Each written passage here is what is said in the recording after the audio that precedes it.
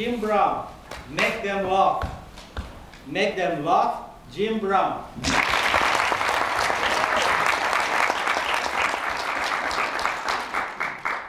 It was 110 degrees out that day, a beautiful Arizona summer day. I like it hot, I'm from Phoenix. I'd rather be outside sweating, except that day, I was in a freezing cold conference room. You know, you need the sweater on? And my phone's buzzing in my pocket, but I'm not gonna look at it, because I'm gonna be respectful, I'm gonna pay attention in this meeting, I'm gonna contribute to the company. Finally, after like an hour and a half, I pull out my phone, and it's filled with these emergency call right away from my wife. So I step out of the conference room and I call her and she says, something's happened to my father-in-law, Bill. I need to head over there. Jump in my truck and I drive over to the in-laws' house and I pull up and there's nobody there. Nothing going on. Call my wife again and she tells me to go to the hospital. Now what happens next is something I'd never experienced before. I walked in that emergency room and somebody escorted me down that quiet hallway. And there was a door in that hallway, and when they opened that door, it was people bawling and screaming and wailing. And I knew at that moment that Bill was gone. See, Bill was more than a father-in-law, he was a friend. He's the guy I'd go quail hunting with. We'd shoot shotguns in the desert. He's the guy I'd want to drink a beer with around a campfire. Blue-collar cowboy. I lost a friend. My mother-in-law lost a husband of 40-something years. My wife and her sister, they lost their daddy. And the part that hurts the most is my kids, they lost a papa that day. My youngest kid doesn't know, she never met him, but she sees his picture on the wall and she says, Papa. It hurts, right? When we lose somebody that's close to us, a loved one, it hurts. Things happen too. My mother-in-law handed me her phone with a list of names.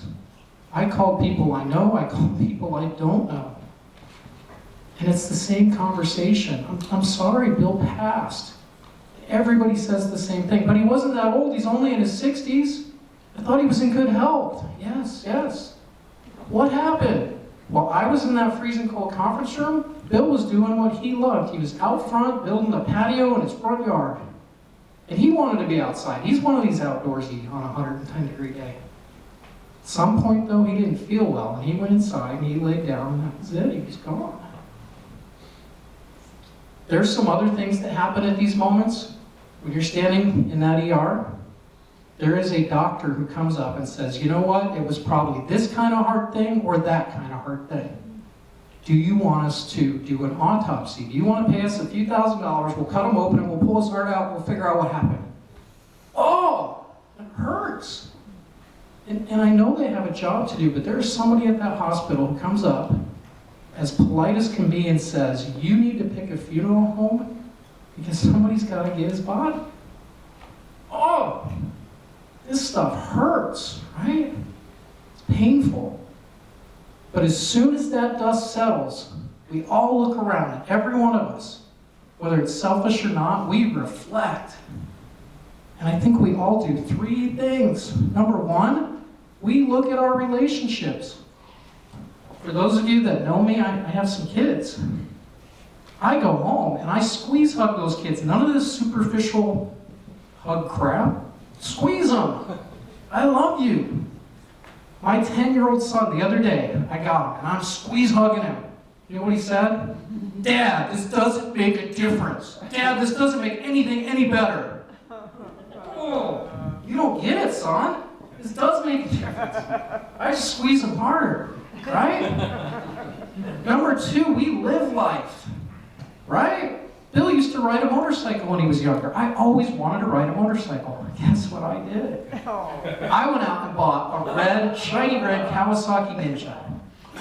Awesome.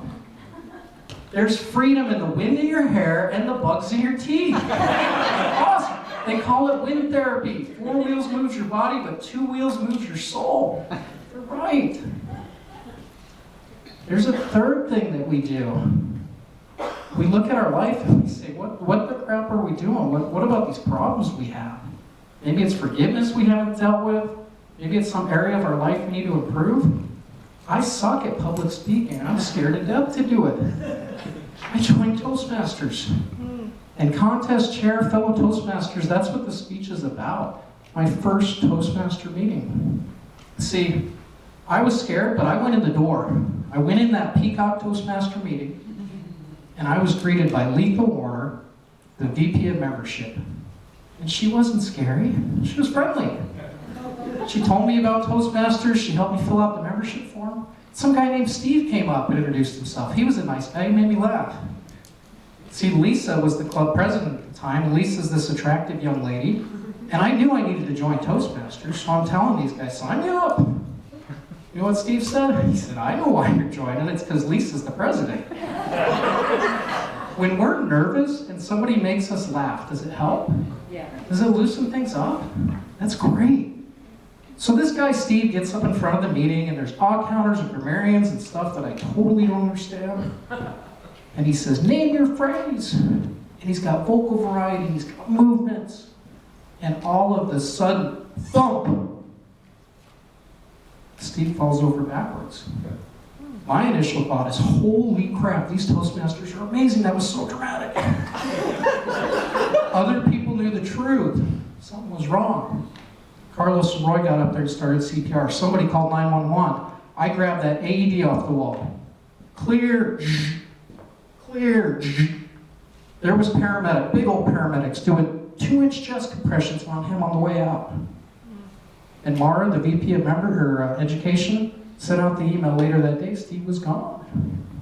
In front of us, my first Toastmaster meeting, mid-sentence. Gone. He's the odd counter up in heaven right now. He's checking off every time I say him. What do we do? Tell you what I'm going to do. That 10-year-old who doesn't want my hugs, guess what he's getting? I'm going to squeeze hug the crap out of him. I'm going to tell him I love him. Even if he doesn't want it. Even if he doesn't think it makes a difference. Remember that red Kawasaki Ninja? It's gone. I got a Harley now. I'm not just going to join Toastmasters. I'm going to get in a contest. And number 4, from Steve, I'm going to make somebody laugh. Mr. Contest Chair.